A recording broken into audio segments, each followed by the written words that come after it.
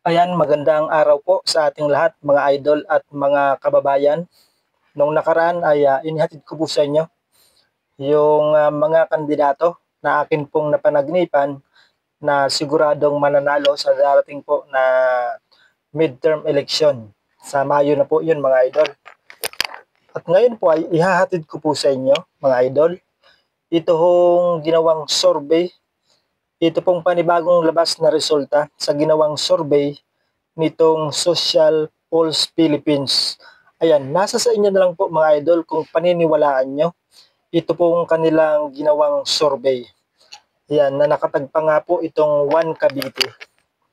Ayan, babasahin ko po sa inyo at ilalagay po natin sa screen para po masundan po ninyo yung akin pong binabasa. Ayan, ito po ang ginawa po nilang survey ay para po sa mga kandidato sa pagka-senador. Ayan, top 12 lang po yung ating pong babasahin mga idol. Pulso ng Bayan, top 12 senatorial preference month of March. Ayan, ipinost po nila ito 1 day ago.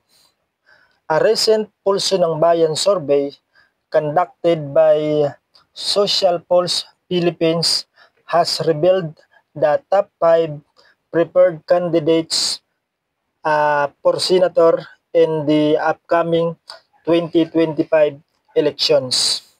The survey, conducted from March 20 to March 27, 2025, utilized face-to-face interviews with 2,500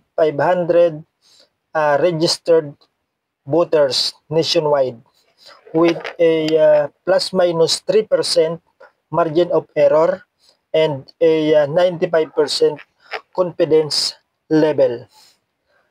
Survey methodology. The survey included 2,500 respondents distributed as follows. Ayan. Sa Metro Manila po ay 500 mga idol. At 1,000 in balance Luzon outside Metro Manila. 500 in the Visayas. 500 naman po sa Mindanao mga idol. Ito po, face-to-face interviews were used as the standard method. May method po silang sinusunod. Ensuring accuracy and reliability in voter sentiment analysis. About Pulso ng Bayan survey. Pulso ng Bayan is nationwide survey initiative by Social Pulse Philippines aimed in capturing public opinion and electoral preferences, governance, and socio-political issues. The survey is recognized for its methodical approach, ensuring representative insights into voter sentiments leading up to the 2025 elections. For more updates on the 2025 elections, stay tuned to Social Pulse Philippines, sabi po nila. So, inuulit ko po, nasa sa inyo po, kung paniniwalaan po ninyo, ito pong inilabas po nilang resulta ng ginawa po nilang survey nitong Social Pulse Philippines.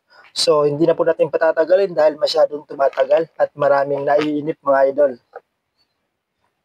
So, yung nangunguna po ay ito pong si Erwin Tulfo. Ayan, alam ko maraming kakamot ang ulo dito mga idol sapagkat karamihan po ay ayaw itong si Erwin Tulfo. Pero dito po sa ginawang survey ay nangunguna po itong si Erwin Tulfo. Ayan, kayo na po ang bahalang mag-analyze kung yung ginawa po nilang survey ay mind conditioning mga idol.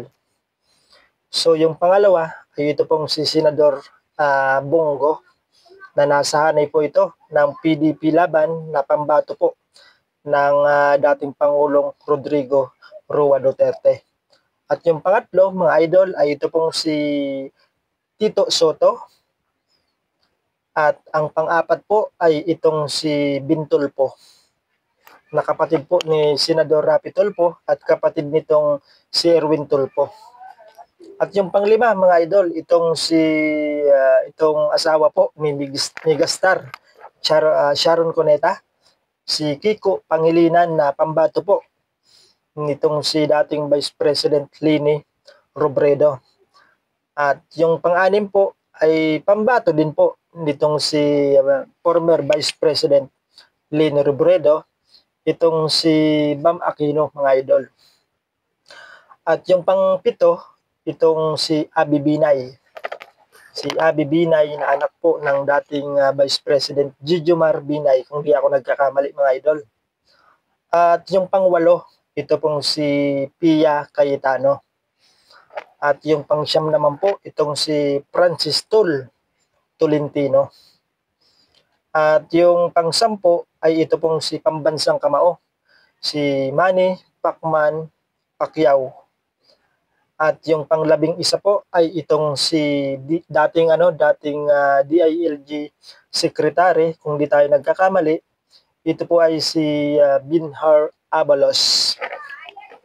At yung pang-12 ay ito pong si Panfilo Pinglacson, na kung di tayo nagkakamali, nasa hanay din ito ng administrasyon ni Bongbong Marcos o ni BBM, mga idol.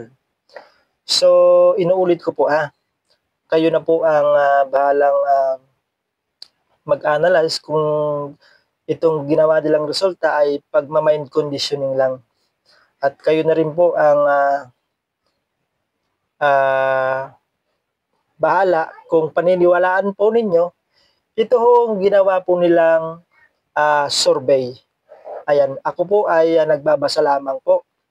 At kaya huwag ho kayong magagalit sa akin, mga idol, lalong-lalo na po sa mga taga-suporta ng mga Duterte o ng PDP laban. Ayan, alam ko marami ang magagalit sa inyo. Pero huwag kayong mag-alala, mga idol. Ito po ay survey pa lamang. Sapagkat yung tunay na resulta, mga idol, ay pagdating po ng eleksyon. Sa Mayo na po yun, mga idol. Kaya sana ay maging matalino tayo sa pagboto. Ayan. At alam ko naman po, mga idol, at nakikita natin sa social media na yung mamamayang Pilipino, karamihan, majority, ay sumusuporta po sa mga kandidato na pambato ng dating Pangulo na si Rodrigo Roa Duterte o yung partidong PDP laban, yung sinusuportahan ng karamihang mamamayang Pilipino. Kahit nga doon sa abroad, mga idol, yung mga kababayan nating mga bayaning OFW, ay talagang makikita nyo yung solid na pagsuporta po nila dito po sa mga kandidato ng PDP laban. So hanggang dito na lang po muna, mga idol, yung ating pagbibigay ng resulta.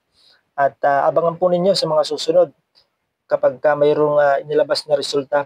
Yung mga nagsasagawa ng survey ay agad po naming ipararating sa inyo. Alright, maraming salamat po. At kung hindi pa po kayo nakapag-subscribe, sana po ay mag-subscribe na po kayo, mga idol, para maging updated po kayo sa resulta nating binabasa dito at ma-notify po kayo sa bawat video na ating pong ina-upload. Ayan, maraming salamat po at ingat po tayo lahat.